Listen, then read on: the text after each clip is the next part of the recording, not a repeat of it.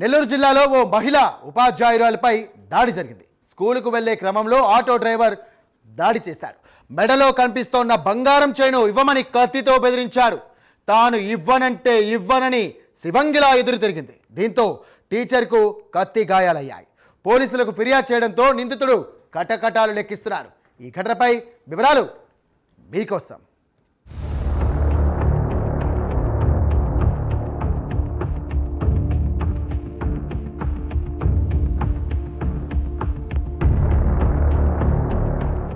నెల్లూరు జిల్లా గూడూరు పట్టణంలో మహిళా ఉపాధ్యాయురాలపై జరిగిన దాడి ఘటన తీవ్ర కలకలం రేపింది. పగటిపూటే ఓ టీచర్పై ఆటో డ్రైవర్ దాడికి పాల్పడడం ఆందోళనకు గురిచేస్తోంది.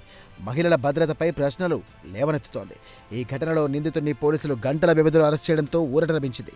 గూడూరు పట్టణానికి చెందిన హరిత అనే మహిళా ఉపాధ్యాయురాలు బాలాయపల్లి మండలంలోని విధులు నిర్వహిస్తూ ఉన్నారు. ఆమె ప్రతిరోజు ఆటోలో స్కూల్కి వెళ్లి వస్తూ ఉంటుంది. ఈ క్రమంలోనే ఇవాళ ఉదయం విధులకు వెళ్లేందుకు ఎప్పటిలాగే ఆటో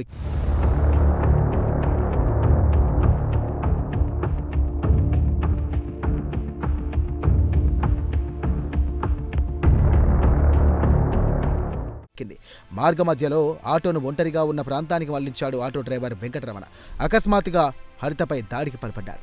ఆమె మెడలో ఉన్న బంగారు గొలుసును లాక్కునే ప్రయత్నం చేశాడు. కత్తి చూపిస్తూ బంగారం గొలుసును ఇవ్వాలని బెదిరించాడు. అకస్మాత్తుగా జరిగినటువంటి దాడితో హరిత తీవ్రంగా భయపడినా ధైర్యంగా అతడికి ఎదురు తిరిగింది.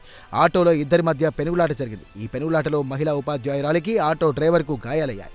హరిత తీవ్రంగా ప్రతిఘటించింది. డ్రైవర్ బంగారు గొలుసుతో పరారయ్యాడు. అరౌండ్ 7:45 AM కి తిరుపతి మన బాలాయపల్లిలో స్కూల్లో పనిచేస్తున్న టీచర్ ఒక ఆవిడ మార్నింగ్ యథావిధిగా స్కూల్కి అటెండ్ అవ్వడం కోసం గూడూరు టౌన్లో అశోక్ నగర్ వాటర్ ట్యాంక్ దగ్గర ఒక ఆటో ఎక్కారు. సో ఎవ్రీడే ఎక్కి ఆటో కాకుండా ఈరోజు ఇంకొక ఆటో ఎక్కడం జరిగింది. ఆటోలో ప్రయాణిస్తూ బాలాయపల్లి వెళ్ళే దారి క్రమంలో ఒక పాయింట్ దగ్గర చీమర్తి విలేజ్ అంటే అవుట్స్కట్స్ కొంచెం అడవిలో ఉంటుంది. అవుట్స్కట్స్ వచ్చినప్పటికీ ఈ ఆటో డ్రైవర్ ఎవరైతే ఉన్నారో అతనికి కొంచెం దుర్బుద్ధి కలిగి ఆవిడ మెడలో ఉండే చైన్ని స్నాచ్ చేయడానికి ట్రై చేసి కత్తి చూపించి ఆవిడని బెదిరించాడు.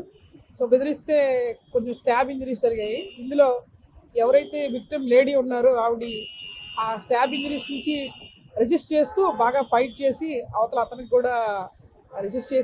కూడా స్టాబ్ చేయడం ఇంజరీ చేయడం జరిగింది. ఇందులో అతను మాత్రం ఆ చైన్ స్నాచ్ చేసుకుని అక్కడి నుంచి ఆవిడ కొద్ది దూరంలో వదిలేసి అతను ఎస్కేప్ అవ్వడం జరిగింది.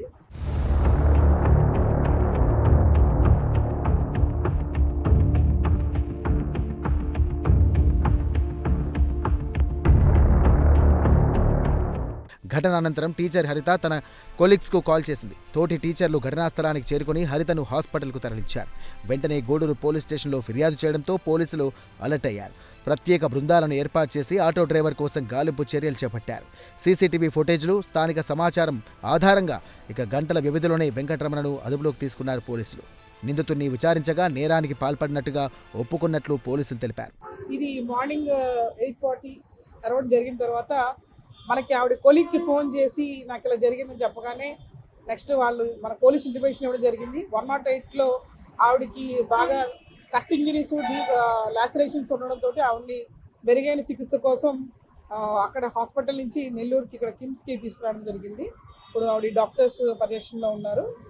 అండ్ ఎవరైతే ముద్దాయి ఈ ఆటో డ్రైవర్ ఉన్నాడో అతను మాకు ఒక 3 అవర్స్లో ఈ సీసీటీవీ ఆవిడ విక్టిమ్ లేడీ ఇచ్చిన ఆధారాలు ప్లస్ అక్కడ సీసీ కెమెరా ఫుటేజెస్ తోటి ఈ కొడవింక వెంకటరమణయ్య అలియాస్ చిన్న అనే ఆటో డ్రైవర్ 30 years అతను కూడా అక్కడే టౌన్లో ఉంటాడు. గూడూరు టౌన్లో ఉండే అతను ఆటో డ్రైవర్కి ఈ గోల్డ్ చైన్ స్నాచింగ్ చేయాలని దుర్బుద్ధి కలిగి చేసినట్టు గుర్తించాము. అలాగే ఈ ఆటో కూడా బ్లడ్ స్టెయిన్స్తో ఉన్న ఆటోను కూడా డిటెక్ట్ చేసాము. ఇప్పుడు ఆ పర్సన్ని మేము ఈ 3 అవర్స్లో డిటెక్ట్ చేసి కస్టడీలో తీసుకున్నాము.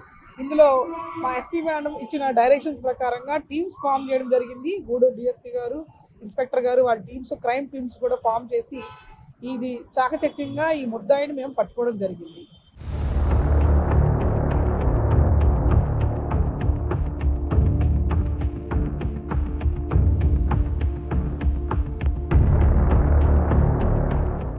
దాడిలో గాయపడిన మహిళా ఉపాధ్యాయురాలు హరితను చికిత్స నిమిత్తం నెల్లూరు కిమ్స్ ఆసుపత్రికి తరలించారు. ప్రస్తుతం ఆమె చికిత్స పొందుతోంది. ఆమె ఆరోగ్యం పరిస్థితి నిలకడగా ఉందని వైద్యులు తెలియజేశారు. విషయం తెలుసుకున్న జిల్లా అడిషనల్ ఎస్పీ సౌజన్య ఆసుపత్రికి వెళ్లి హరితను పరామర్శించారు. ఆమెకు ధైర్యం చెప్పడంతో పాటు మెరుగైన చికిత్స అందించాలని వైద్యులకు సూచించారు.